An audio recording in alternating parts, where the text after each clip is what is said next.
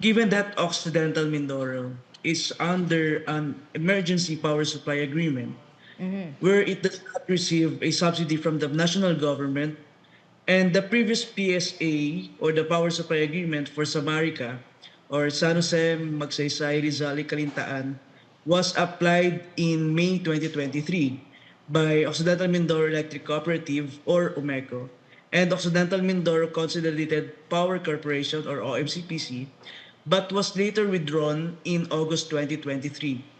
To deliver a continuous power supply, OMECO entered to an EPSA with OMCPC with a 20 pesos to 21 pesos per kilowatt rate at the expense of the consumers.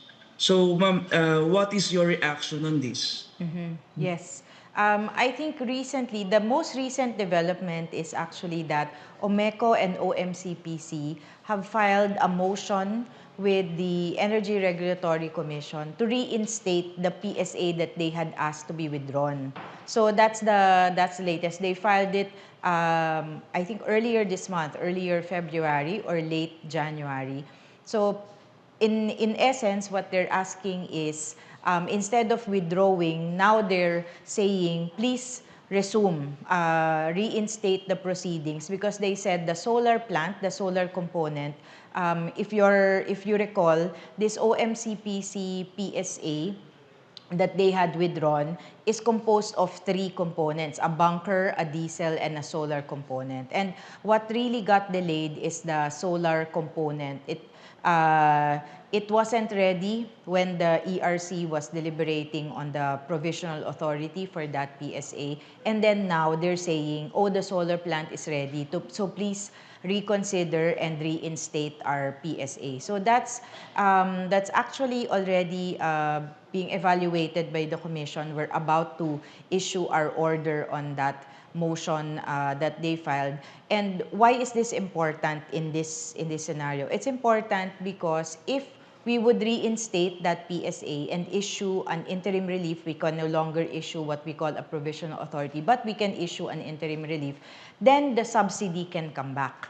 Because now that is no longer an emergency PSA, the emergency PSA will have to terminate, because that's the condition anyway. The EPSA was really there just to tide things over. So once the regular PSA is reinstated, then the subsidy can resume to the consumers of Occidental Mindoro. Okay, ma'am. Ma'am, a follow-up lang Sige. sa statement. Kasi before, may subsidy rin po kami. But nang naging issue, during na may subsidy naman kami, is the fuel management because of the delay of the subsidy. So, even so na masolusyonan yung PSA or mag-grant yung PSA na reinstate,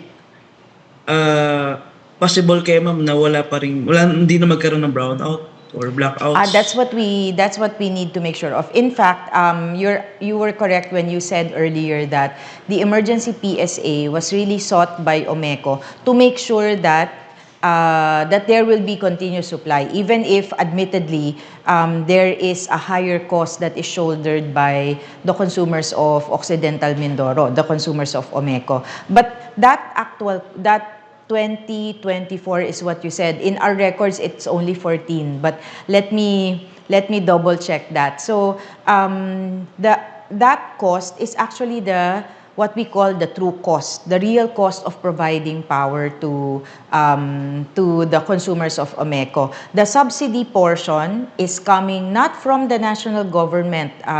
Maybe we need to correct that. The subsidy is coming, yes, it's paid by National Power Corporation, but it's not coming from the budget. It's coming from the consumers of the main grid.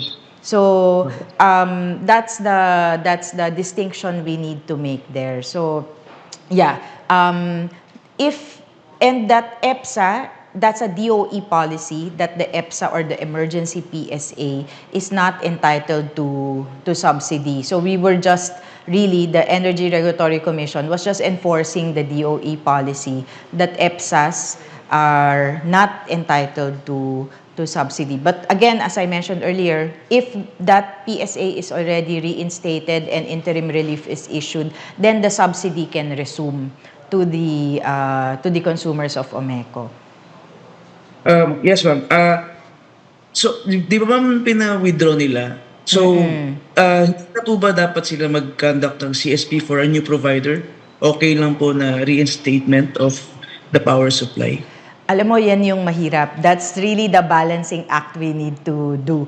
If there were other suppliers, I would think, in the island, then we can think about, yes, they should just conduct a new CSP, right? Because that's really how it should be. But it's also being considered by the commission what will ensure the continuous supply to the consumers of Omeco, and what will bring back the availment of the subsidy. But I think you are absolutely correct. In the long term or even in the medium term, a new CSP should be done. Anyway, this contract that they entered into with OMCPC only had a 5-year term, and there's already a two-year period that had lapsed because of the delay in putting up the solar plant. So they really will need to conduct a new CSP soon. All right, ma'am. The PSA in Samarica was signed by both Meco and OMCPC in 2022.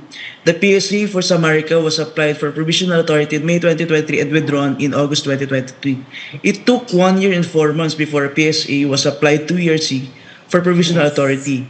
How long shall a PSA be processed to ERC from the time it was signed by the power distributor and power provider?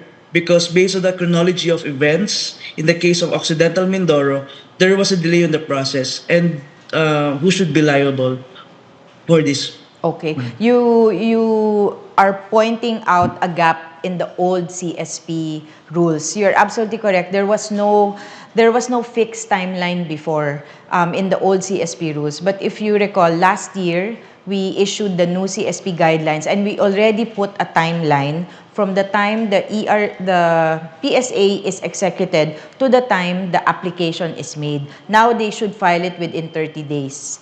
Before, we have seen this in a lot of, it's not unique to Omeco, but we have seen this in a lot of PSA application that sometimes it would take years between the signing of the PSA to the actual filing in the ERC. And that already affects the credibility, right, of the PSA, because the main consideration for entering into a PSA is that there is demand.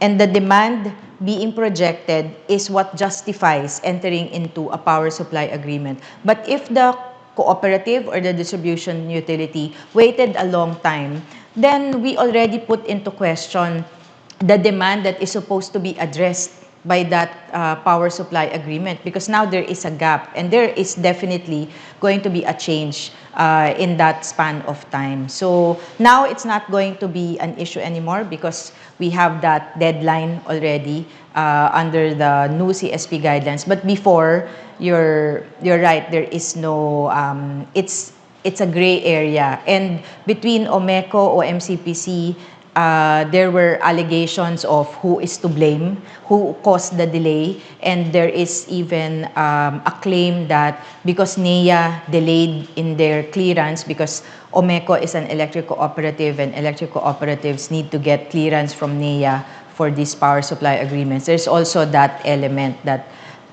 there was a delay on the part of NEA for certain approvals.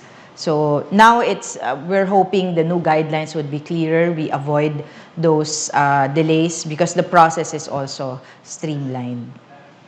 Yes, ma'am. Ma'am, nabanggit niyo po kanina yung pag-reinstate doon sa PSA ng OMCPC at Umeco. Possible, ma'am, gaano katagal yung process while kaka-apply lang po nila ulit, di ba? We're hoping to issue the order maybe in the next week or so. We've actually fast-tracked the review, the evaluation, again with the end in view that if the solar plant is already ready and it is really meant to dilute the impact of the bunker and the diesel, that's really the intention behind making sure that the solar plant is operating. Then we can already resume the subsidy for the consumers of Omeco. So maybe in the next 2 weeks. Alright, ma'am. Yung sa rate po ng power supply namin, nasaan kaya siya mag-range if in case in 2 weeks mag-grant yung provisional Ah, authority for the PSA? Yeah, once the subsidy is resumed, Omeco consumers will go back to paying only what we call the SAGAR, the subsidized generation rate, which is around 6 pesos, if I recall correctly, a little Yes, over ma'am. 6 pesos. So it will resume to that level, and then the remainder will be carried by the universal charge paid by all the main grid consumers. Alright, ma'am. Ma'am, last question po. Doon ba sa binayad namin during the EPSA, wala kayang mare-refund sa mga consumers since masyadong malaki or doble yung presyo na binabayaran? Or We're still conducting hearings on the EPSA. So will meaning the rate that was charged under the EPSA is still subject to ERC approval anyway. So if we approve a rate that's lower, then the difference will be refunded to the consumers of Omeco.